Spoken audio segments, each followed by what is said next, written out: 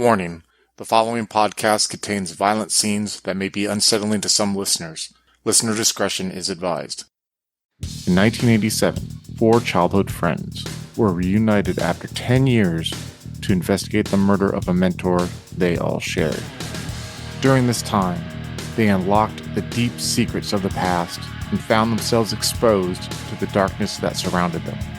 Soon it became more than a fight for justice, and instead it became a fight against the ultimate evil. 6 months later, in the winter of 1988, bonded by their knowledge of the dark unknown, they have decided to no longer be the victim. Now they seek out the deep roots of satanic corruption that hides in the shadows of society, all the while trying to mentor a new companion seeking justice for the death of his cousin. Institutionalized is the second story arc in the Chronicles of Darkness first edition story, The Ultimate Evil, set in Bismarck, North Dakota in 1988. Join us in this tale of satanic horror with Wayne, played by Adam, Che, played by Andrew, Alex, played by Mitch, Michael, played by Slavic, and the newcomer Derek, played by Tillman. If you'd like to contact us, you can find us on Twitter at twin_cities_VTM and on Facebook and Discord at Twin Cities by Night. If you'd like to help support the podcast, you can find us on Patreon at Twin Cities by Night. We hope you enjoy.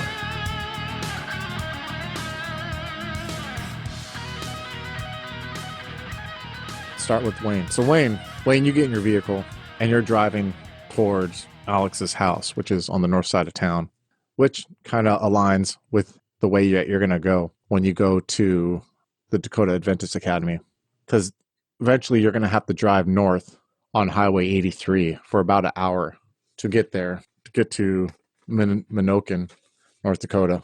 You stop in front of Alex's house. Alex, you're sitting in your living room and you see him pull up along the curb through the picture window of your house. Go ahead, scene's on you guys. Alex will be wrapping up an egg sandwich as Wayne pulls up. He'll have about a third of the sandwich left. He'll get up, he'll grab his sweatshirt and maybe a jacket, and he'll yell to his mom, "Hey, Mom, I'm taking off." Wayne thinks about honking, but then he'll just be like, nah, I don't want to upset his parents. And he'll kind of move all the shit off the passenger seat, kind of making room for Alex as he comes outside. You see Alex walking towards the car and like the breath coming out, the plume of breath from him walking in the cold as he opens the door and sits in there. Occasionally taking a bite from the sandwich. Go ahead, scene's on you guys as you start driving. How's it going, Wayne? Still can't get over what happened to Che, man. I can't believe it. Hey, did you guys see his grandpa when you were down at the hospital? I think so. I don't know. It's been a blur. Maybe not.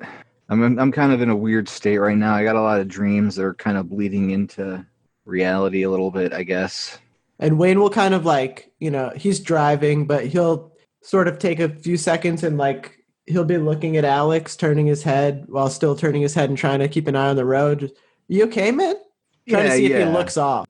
No, I'm still clean. It's just, I don't know what it is. I'm having these weird dreams, and they're still in my head when I wake up. He'll take another bite of the sandwich.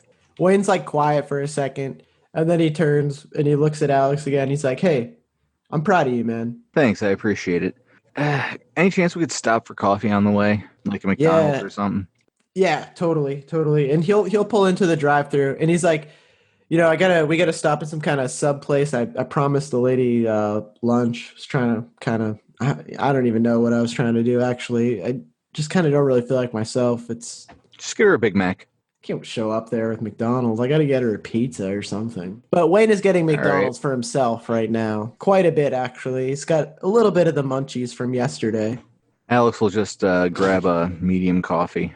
All right. We'll say that you go to a Subway, get a sandwich real quick, and you jump on that highway and head north. As you're driving on this highway, you notice that there's not a lot of traffic on it right now.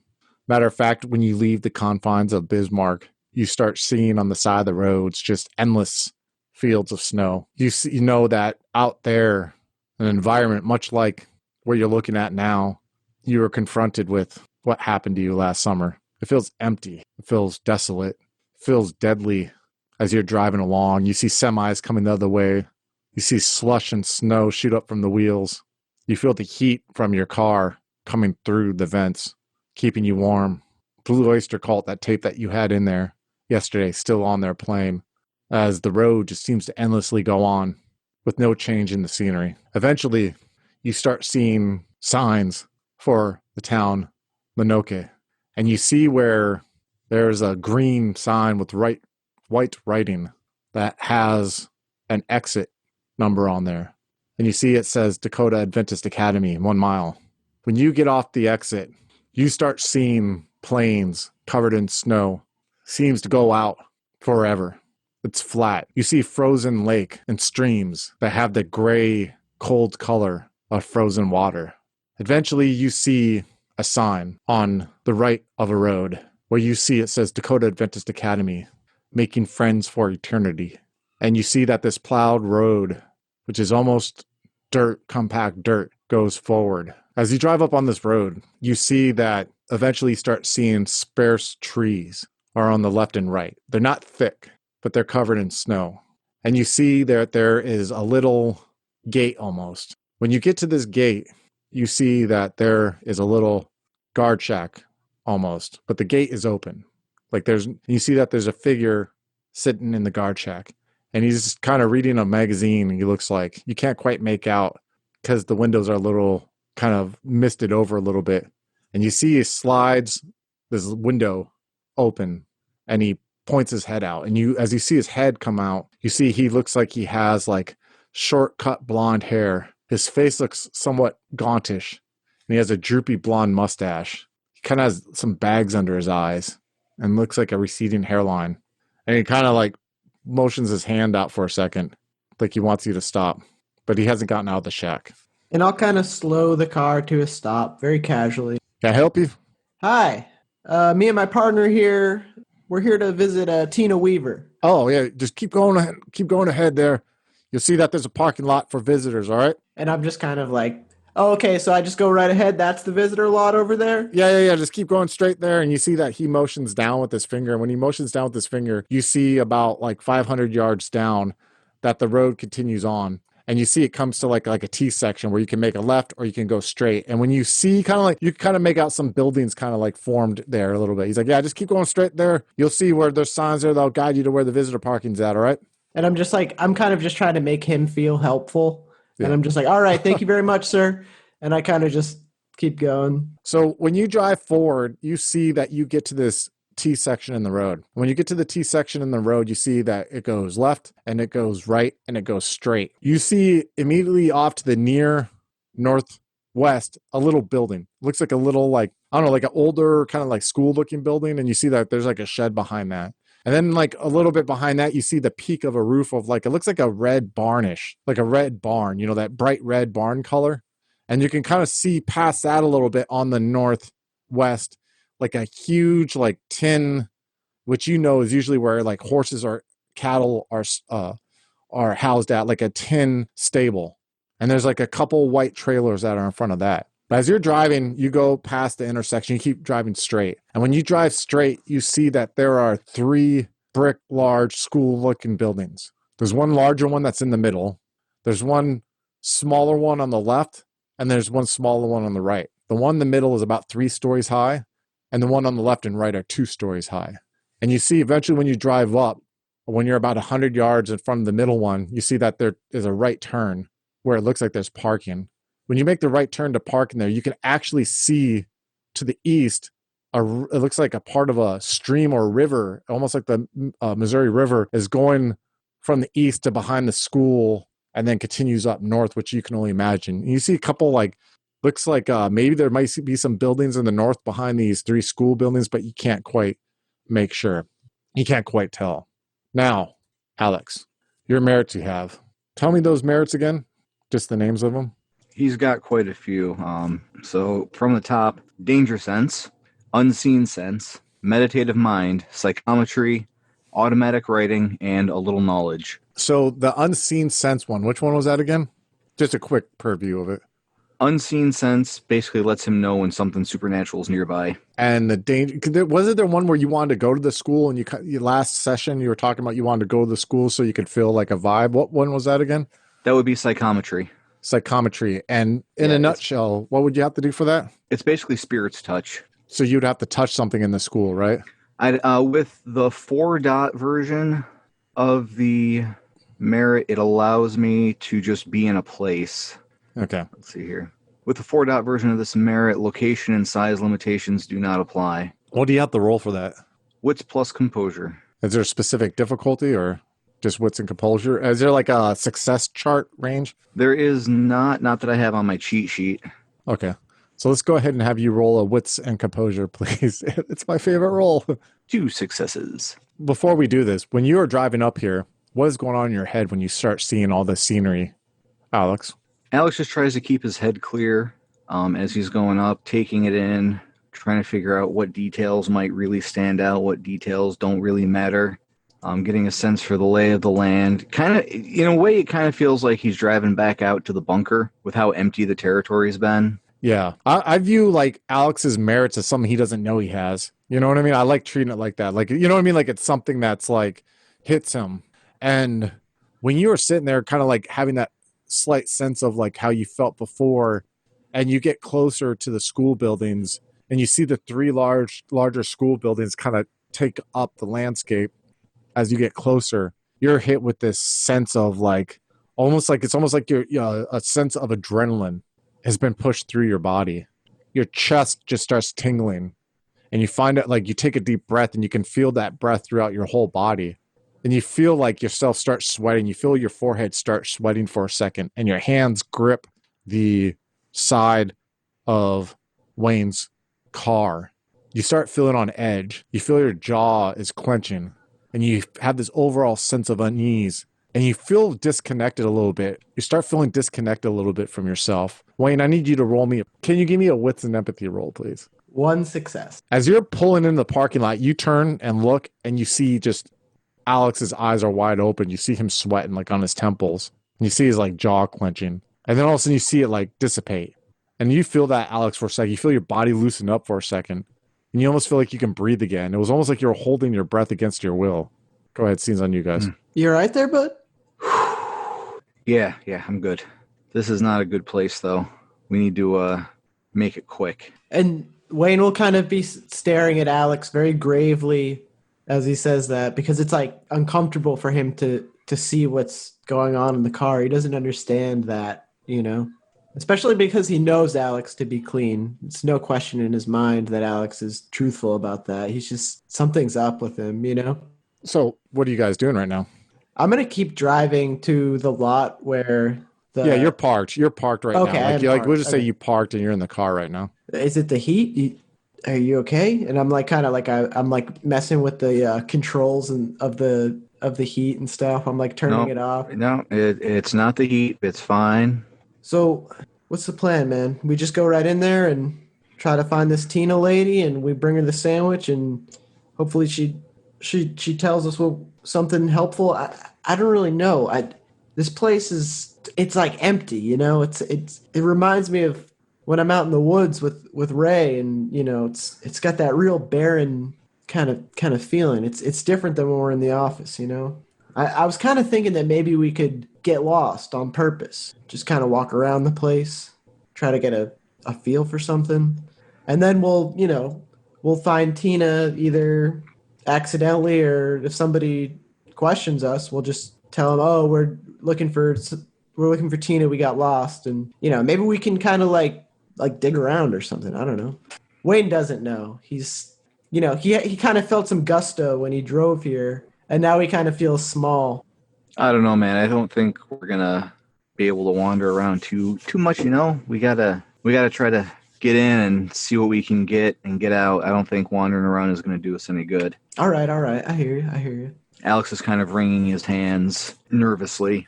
And Wayne takes like a deep breath, and he's like, let's get on with it, man. So you guys get up, get out of the car, and you walk. You see that there's sidewalk that's been shoveled and has salt thrown down on it. It's about 5 feet, 6 feet wide. And you walk along it up until about 20 yards. You get to these large concrete steps, you know, like the wide kind. And there's like 6 of them. And then it goes to like a flat area to where there's like these double doors. And you see like this building this is the center building. It's made of red brick. It's like old school red brick. And you see these doors are like thick wooden doors, and they have like square glass panels, on the top, like that thick glass that doesn't break easily. And you go and it has these old, like intricate, like brass door handles, like the heavy kind. And you kind of like take one, you pull it open, and it opens it up, and you see in front of you, there's like large, like linoleum floor that's in like schools like these where everything seems to echo.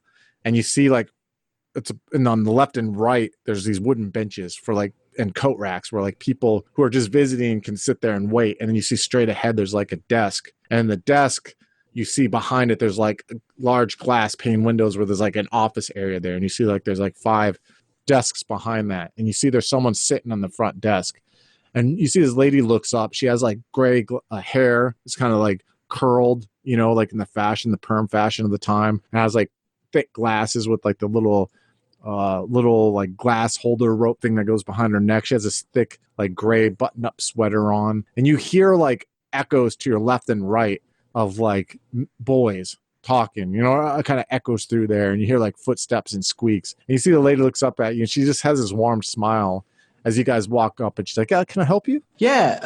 Hi, my name is Wayne Coleman. I have an appointment today with Miss Tina Weaver. Oh, yes, Tina. Yeah, hold on one second. I think she told me you were coming with lunch, and she like smells good, and she sees like the bag that you have there. She's like, give me 1 second. And she like picks up a phone, and you see it down. She's like, hi, Tina. Yeah, your guests are here? Okay, I'll just leave them down. Yep, okay. And then she hangs up the phone, and you see, she looks at you like, all right. So she stands up. She's like, a quick little thing. The left and right, those are classrooms. But if you go behind me here, behind this office here, if you go around this little hallway to the end, you'll see their guidance counselors. There's 4 doors there, and you'll see Miss Weaver's name on there, and she'll go ahead and talk to you there, okay? All right, thank you. Yeah, and she just kind of leads you, points you in the direction as you guys walk around there. As you guys walk down there, you see this door open up, and you see this lady is standing there. She looks moderately athletic. She looks younger, like about 23. She has longish red hair, and you see she has like a kind of a light colored skin. She doesn't have freckles though, but she has like these very sharp blue eyes. She's rather beautiful, to be honest with you. She's wearing has this gray like skirt that goes down to her shins, and you see she has like these leggings that are underneath it that are with these black loafer shoes, and she has like this white sweater on that kind of goes good with her red hair, kind of makes it stick out more. And she just gives you guys a warm smile. She's like, oh, come on in. And she's like, is that my sandwich there, sir? And she just kind of smiles at you. And I have like this whole bag of Subway subs, and I just kind of lift it up jovially, like, oh, you got me. And I'm kind of like motioning for Alex to follow into, and I'm just like, this is my partner, Alex. She's like, hi, nice to meet you. And she sticks out her hand. Alex will gently take her hand. It's nice to meet you too. Yeah, come on in. And she motions for you guys to come into her office as she's like holding the door open. And you see there's like 2 chairs in front of her desk. And then she goes and sits behind her desk and like motions for you guys to sit there. She's like, before I talk, I want my sandwich. She just kind of smiles at you. Yeah, and I'm just like, I'm kind of just like getting the napkins out, putting some sandwiches out on the table. I got like a variety. Like, I feel like sometimes Michael would probably just give us petty cash to kind of like show off in these situations. And so I got a bunch of like these foot-long subs, like probably 3, 4, maybe 5 of these, like, I'm coming in with like a bag of sandwiches and like just trying to like come off as like a warm and friendly person that you want to help. I love how you call it petty cash, where Mike probably fucking begs to differ with you all the time about this. So she's sitting there and she takes a piece, like one of the quarter pieces, and she starts eating it, and she's like, so she like covers her mouth, wipes her mouth with a napkin. So I got a call from Michael, who I guess he spoke to yesterday. And I didn't want to say this over the phone, but he was rather intoxicated when he called me. You see, I know Michael a little bit from different circles when it comes to, guidance counselors. We go to the different workshops and stuff like that. And he actually kind of helped me get a job here. He told me he's worried about this kid, Toby, I guess his name was, Toby Lancaster, that he ran away from the school here. Listen, I don't know what's going on in Michael's life. He wasn't like this when I met him a year ago. He wasn't like how he was on the phone yesterday. Go on. Well, he's worried. He said you knew the details. He wanted to talk to me on the phone about it. I guess I wanted to speak to you in person because And you see there's a moment where she like kind of looks behind you guys at the door, and she gets up for a second, walks behind you, and she has those blinds on the glass part of her door, and she like closes the blinds, and then she closes the blinds in the window there, and she goes and sits back, and she sits across from me. She's like, I just want honesty. I want to know what's going on. Well, and Wayne kind of looks around, it's an ongoing case and I really can't discuss details with you. And then he leans in kind of like a little bit close to her. He starts talking at like a little bit of a lower volume and he's like, but, when I talked to Mike at the school he was working at, Mm-hmm. I really did get the sense that he cared about the well-being of this boy. And I could tell he was torn up that this kid is missing. And, I could tell he was really bothered. And I sensed that he might have been drinking a little bit, I picked up on it. It was pretty obvious. He seemed real hurt. You see there's a moment where she's looking at you, and she turns around and she stops for a second. Then she turns and looks at the filing cabinet, and then she turns around and looks at you, and she's like, I think there's a largest systemic issue. I think that there are kids who are, I don't know. I think that there are kids that are being bullied here. Bullied how? I don't know. I think that there are definitely some kids here who don't feel comfortable. And it sounds like Toby was one of them. And she looks at you for a second, sizing you up. The reason I wanted you to come here was because I have a kid who says he knew Toby. Knew him as a friend? Yeah. Knows of what? Yeah. Knew him as a friend. And I don't know. I don't know if it's just him acting up, speaking to me about stuff. I don't know if what he says has any legitimacy. I don't know. He seems kind of guarded. And after Mike called me yesterday, I thought maybe he could help you out. This boy could. Yeah, I mean, we'd love to talk to him. Anybody who knows anything about Toby, we really just need anything. It's the kid. His grandpa looks after him, and to this old man, Toby's the only thing he has.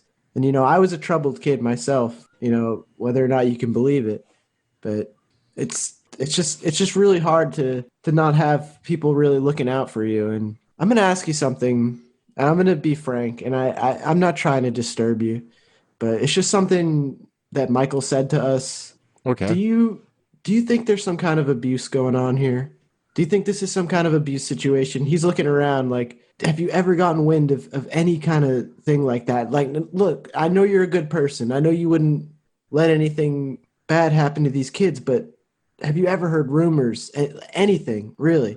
Well, I've only been here a few months, and I don't know. I can't say definitely that it doesn't exist. And there's signs in this boy, his name is Billy, that I see signs of trauma in him. And the good news is I told Billy that you're going to be bringing lunch for him. He's going to be here in a few minutes. Oh, that's good. That's good. Now, when you say trauma, what kind of things are we talking about here? Do you know about his past? Is this home stuff? Is this stuff that's happened here? I know boys can be pretty rough with each other, and it's the fighting, the bullying, it's all part of the course, and it can be real tough. But just tell me, just be frank with me. Like, what do you think's going on? And like, look, I don't work here. You can say whatever you want to me, and it's not. Just forget about them. And I'm kind of like looking outside. Who does he think we are that we're bringing lunch to him? Oh, I told him that some men that he could probably speak to would help him out. I was willing to guess. If anything, he got a free lunch, and you guys wouldn't have known the better. She's like, I guess my instincts were right. She just kind of smiles at you, Alex. Alex will kind of give her a gentle smile and a nod. So she sits there and she takes a bite of her sandwich, and then you hear a on the door, and she gets up. She's like, looks like her lunch date's here.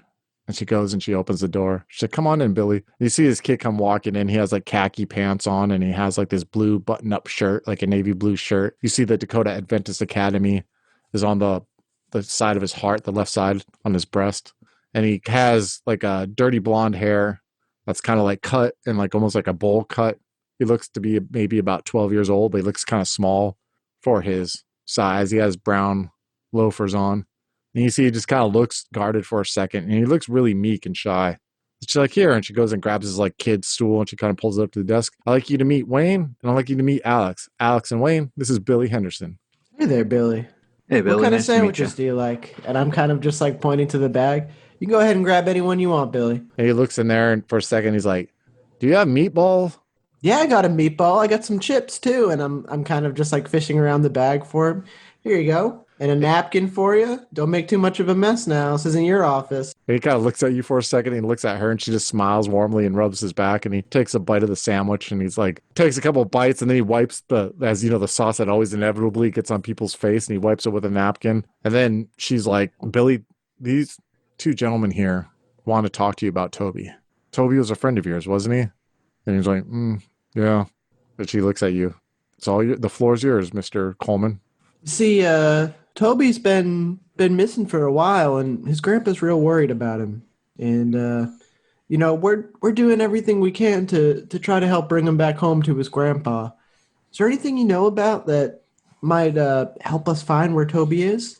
No, I don't know where he's at. And he looks at Miss Weaver, then he looks back at you, and he's like, "Toby didn't like it here, neither do I." Well, that's okay, son. Why don't you like it here? And he looks at Miss Weaver again, and then he looks back. She's like, "Go ahead, be honest." And he looks back at you. He's like, "School sucks. A lot of us don't like it here.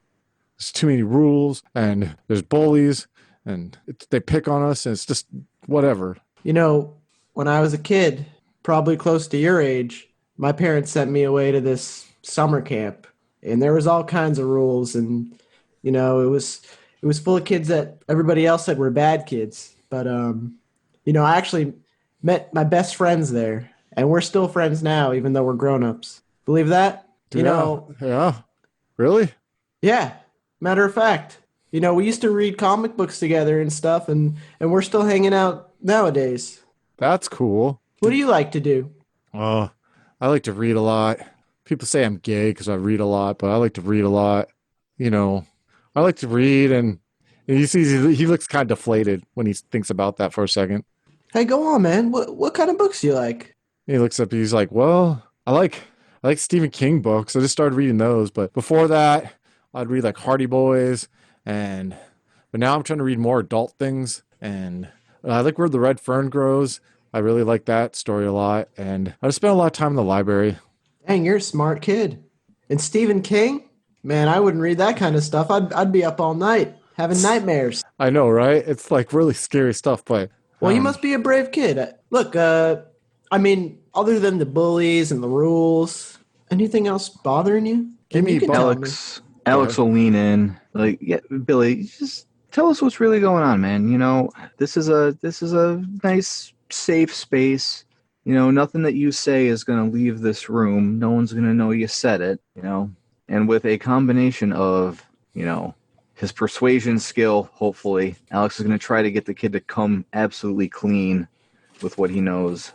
Give me a persuasion and wits and persuasion. Oh, no, a manipulation and persuasion, please. All right. 3 successes. There's a moment where he's like, he looks up at you, and he looks at you, and he looks at Miss Weaver. What do you guys do? Like, why are you here? You're looking for Toby, but who do you work for? What are you? We work for ourselves. See, something really bad happened to us long ago, and because of that, we've all decided that we're going to do what we can to help people who are possibly in bad situations so that they can get out of it okay. Wayne, you see when he says that, you see Tina just kind of looks inquisitively at you two, at him especially. You know what I mean? Like when he says that. And you see Billy goes, "Bad things happen here." What kind of bad things, Billy? He looks at her and he looks back at you and he's like, "I understand why the bullies are bullies sometimes. Has anyone ever told you before how, if someone has bad stuff happen to them and they get angry and they don't know better? Like my mom used to tell me before she died that a lot of times bullies are bullies because stuff is happening to them at home that we don't know about." You ever hear that? Yeah. It's true. I think the bullies are bullies here because bad stuff has happened to them here. So what kind of stuff? And he looks at her, and you see he looks really ashamed, and his face looks, blushing, and he looks back at you, and he's like, "Stuff that's not good. Stuff that people are touched." And I'm kind of looking at the guidance counselor just like... She looks shocked. She looks like, she's just like sitting there with this look of like her mouth is open a gap, and she just like has this like the, her stomach just sunk, And And he's like, looks at her. He's like, I'm sorry I didn't tell you. And she's like, oh, it's okay. It's okay. Has anything happened to you? And he's like, no. And he like looks at you. No, nothing's happened to me. People talk, you know? And she's just like, she's still looking ghastly. He looks back at you all and he's like, it happens. I heard. I don't know. So I understand the bullies. I put my hand out and I'm kind of like, I put it on his shoulder and I'm like, hey, bud, you said you were a fan of the Hardy Boys, right? Yeah. Me and my pal Alex, we're kind of like the Hardy Boys ourselves. No way. We try to solve mysteries. We try to help people and we try to make it so bad stuff doesn't happen. And you seem like somebody that could help us. You seem like you could maybe be part of solving this mystery or helping at least, you know, just like in the Hardy Boys. Yes, I could do that. I could totally do that. I kind of like, you know, I have my hand on his shoulder and I kind of like squeeze his shoulder a little bit so he looks at me and I'm looking into his eyes and I'm just like, do you know who is hurting people here? It's very important that you tell us if you do. No, but rumor is that the old headmaster here did bad things and that's why he doesn't work here anymore. And you see this gasp like, oh. I mean, you see like Tina's just like looking like she's not like she's like a bad gasp, but she's just like, what the like this kid's just dropping these bombs, you know, like left and right. And she just looks at you too. She looks at you, Alex, like pleading, like, holy shit, you know, Alex. She's looking directly at you. Alex is going to look at her. He'll meet her gaze and he'll give her a look of, welcome to my world. And he just like, I don't know though, but I'll help. But you got to promise me, will you make this stop? Because I have no choice but to be here. My parents are dead. And my aunt sent me here. And this is all the only place I can be till I grow up. I put my pinky out to pinky promise with him. And I'm just like, hey, we'll make it stop. I promise you. And he like does the pinky promise with you. You see there's a moment where Tina like is looking and she puts her hand, she's like, listen, Billy, you need to keep this to yourself, you understand? But I need you to tell me though. If you see anything, you tell me, okay? I'll give you my phone number at home and I'll give you these people's phone number here. And you can use the payphone to call at night, okay? Just say you're calling your parents. But you have to keep this to yourself, okay? And he nods. And she gets up and opens the door. She's like, here, get back to class, okay? And she ruffles his hair. She closes the door and leans against the door and she looks at you too. And she's like, I have no idea. I had no idea. But all I can tell you is that this has to stop for these boys' sake. It has to stop. Like the ultimate evil, Servitude is a game that focuses on the worms of the supernatural society, mortals and ghouls. This miniseries takes place in the winter of 1988 in the Twin Cities of Minnesota. 3 ghouls are tasked by their betters to find another ghoul, but end up uncovering a deep darkness.